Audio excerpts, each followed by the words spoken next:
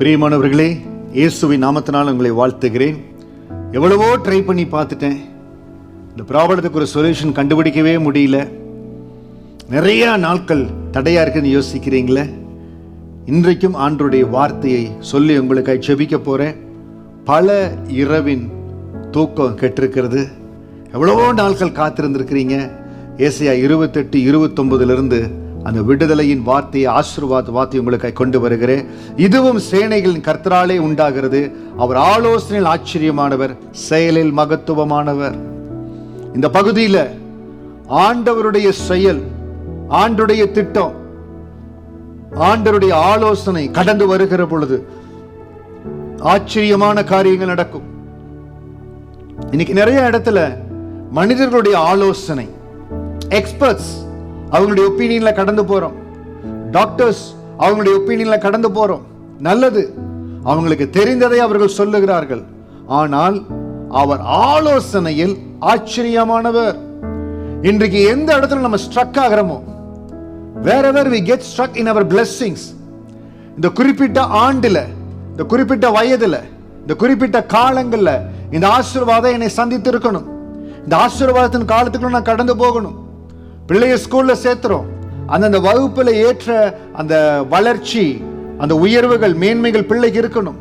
இல்ல ஏதோ இடத்துல அந்த பிள்ளை தாமதிக்கிறது, இல்ல முடியல, அந்த பிள்ளைனால செய்ய முடியல. we go into a consultation, parents teachers meeting வைக்கிறாங்க, கூப்பிட்டு சொல்றாங்க உங்க பிள்ளைனால முடியல, ஏதாவது செய்யணும். நம்ம அதுக்கு முயற்சி செய்யறோம்.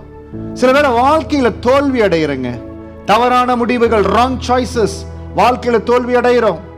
என்ன செய்யறதுன்னு தெரியல, ரொம்ப சோர்ந்து போறோம். வாழ்க்கையில அவசரப்பட்டு ராங் சாய்ஸஸ், வேலையாகட்டும், ஒருவேளை இடமாற்றமா இருக்கட்டும், எந்த ஒரு காரியமா இருக்கட்டும், ஒரு ராங் சாய்ஸ் பண்ணிட்டேன்.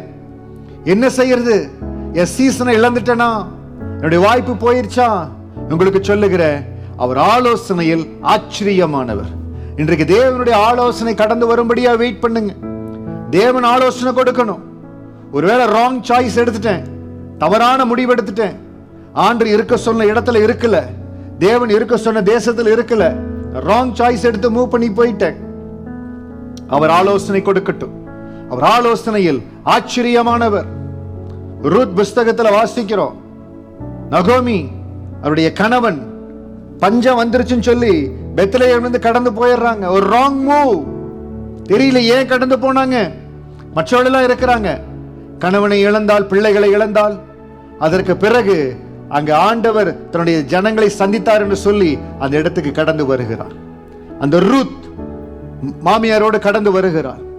அந்த இடத்துல ஏதோ ஒரு காரியம், கர்த்தருடைய கண்ணில் அவங்களுக்கு கிருபை கிடைக்குது. அவங்களை ஆசீர்வதிக்கும்படியா தேவன் விரும்புகிறார். அவர் ஆலோசனையில் ஆச்சரியமானவர். ரூத்தினுடைய வாழ்க்கை, கணவன் 10 வருஷம் வாழ்க்கைப்பட்டு மிக வறுமையின் நிலைமையில, சாப்பாட்டுக்கே வழி இல்லாம பெத்லகேமுக்கு வர்றாங்க. மாமியார் சொல்ற என்னை விட்டு போயிருன்னு சொல்லி அவர் காத்திருக்கிறாள். உங்களுக்காக நான் இருக்கிறேன், உங்களை பராமரிக்க இருக்கிறேன்னு சொல்றார். அந்த இடத்துல கதிர் அறுக்கிறவர்கள் கீழே விழுகிற அந்த கதிர்களை பொறுக்கும்படியாய் அந்த மகள் இருக்கிறார். பாருங்க, தேவனுடைய ஆலோசனை எவ்வளவு ஆச்சரியமானவர் பாருங்க. எந்த வயல்வெளியில அந்த மகள் கதிர்களை பொறுக்கினாலும் அந்த இடத்துல நகோமியின் மூலமாய் தேவன் ஒரு ஆலோசனை கொண்டு வருகிறார். ஆண்டு கொடுக்கிறதா. இன்னைக்கு ஒருவேளை உங்க பேரண்ட்ஸ் மூலமா ஆலோசனை கடந்து வரலாம், உங்க மென்டர் மூலமா ஆலோசனை கடந்து வரலாம், உங்க போதகர் மூலமா ஆலோசனை கடந்து வரலாம், உங்களை நேசிக்கிற ஆவிக்குரிய தாய், தகப்பன், சகோதர சகோதரிகள் யார் மூலம் வேணுமானாலும் உங்களுக்கு ஆலோசனை கடந்து வரலாங்க. அது சரியான தேவ ஆலோசனையா, அதை நீங்க தெரிந்து கொள்ளணும். இது கர்த்தர் கொடுக்கிற ஆலோசனையா? சில வேளைகள் எங்களுடைய ஆவிக்குரிய வாழ்க்கையில கர்த்தர் சொல்லுகிறார் என்று எங்களை தவறான பாதையில நடத்தினது உண்டு. அதனாலதான் நாட்கள் வருகிற பொழுது இது தேவன் கொடுக்கிற ஆலோசனை என்று தீர விசாரித்து கர்த்தர் பாதத்துல காத்திருந்து சில காரியங்களை பெற்றுக்கொண்டோம். சில வேளைகளை மனிதர்களை நம்புகிறோம், நாம ஆவிக்குரிய வாழ்க்கையில வளருகிற நிலைமையில் இருக்கிறோம். எது வந்தாலும் கர்த்தர் இல்லை, கர்த்தருடைய ஆலோசனையான தீர விசாரிச்சு அறிந்து கொள்ளணும். அவர் ஆலோசனை ஆச்சரியமானவர். இன்றைக்கு நீங்க எந்த இடத்துல கைவிடப்பட்ட சூழ்நிலையில் இருக்கிறீங்களோ, கர்த்தருடைய ஆலோசனைக்காய் காத்திருங்க. அந்த தேவ ஆலோசனை வருகிற பொழுது அதை அன்னெசரியா குவெஸ்டின் பண்ணாம அந்த ஆலோசனைப்படி நான் செய்கிற ஆண்டவரேன்னு கடந்து போங்க. அவர் செயல்ல மகத்துவமானவர் என்பதை நிரூபிப்பார். யார் ஒருவர் தேவனுடைய ஆலோசனை கனப்படுத்தி இந்த தேவனுடைய ஆலோசனைக்கு ஒப்பு கொடுக்கிறேன்னு சொல்லி அந்த தேவ ஆலோசனை நடக்கும்படியாய் போறாங்களோ, அவங்க வாழ்க்கையில் தான் கர்த்தர் தம்முடைய செயல்ல மகத்துவமானவராய் இருப்பார். இன்னைக்கு தேவ ஆலோசனை இல்லாதபடி தயவு செய்து திரும்ப திரும்ப இந்த சீசனை மிஸ் பண்ணிட்டுனா இதுக்கப்புறம் எந்திரிக்கவே முடியாதா நினைக்கவே நினைக்காதீங்க. கர்த்தருடைய ஆலோசனைக்காய் காத்திருங்க. அவர் செயல்ல மகத்துவமானவராய் இருப்பார்.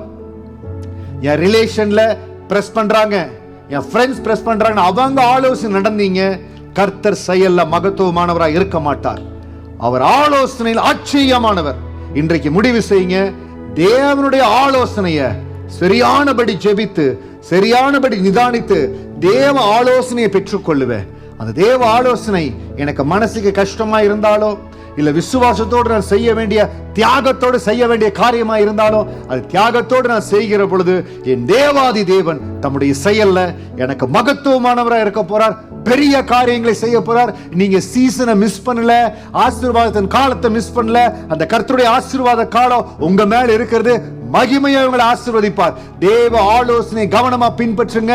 செயல்ல மகத்துவமானவர் உங்களுக்காக எல்லாவற்றையும் செய்ய அவர் ஆயத்தமா இருக்கிறார். சந்தோஷமா இருங்க, மன மகிழ்ச்சியா இருங்க. தேவன் உங்களை அற்புதமாய் வழி நடத்துவார். God bless you.